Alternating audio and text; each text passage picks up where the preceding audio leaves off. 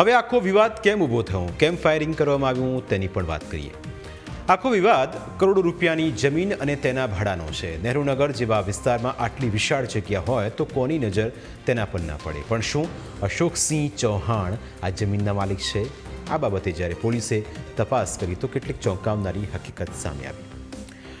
પોલીસનો દાવો છે કે જગ્યાનો કબજો અશોકસિંહ ચૌહાણ પાસે છે, એટલે કે તેઓ આ જમીનના કબજેદાર છે. અશોકસિંહે આ જમીન હિતેશ ભારબીડિયાને સમજૂતી કરાર કરીને માસિક 30 લાખના ભાડેથી આપી હતી. ત્યારબાદ અમિત પટેલ અને હિતેશભાઈએ મળીને ત્યાં કાચા બાંધકામવાળા સ્ટોલ બનાવ્યા હતા, જેને નહેરુનગર પાથરણા બજાર નામ આપવામાં આવ્યું હતું.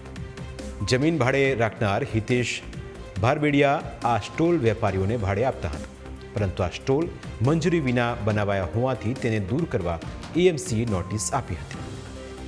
જેથી મંજૂરી મેળવવા માટે હિતેશભાઈ અને ફરિયાદી અમિત પટેલે પ્રયત્નો શરૂ કર્યા. તેમણે મંજૂરી મેળવવા જગ્યાના દસ્તાવેજોની જરૂર હોવાથી તેમણે અશોકસિંહ પાસે દસ્તાવેજો માંગ્યા હતા. પોલીસનો દાવો છે કે અશોકસિંહ પાસે કોઈ આવા દસ્તાવેજ કે આધાર પુરાવા ન હતા.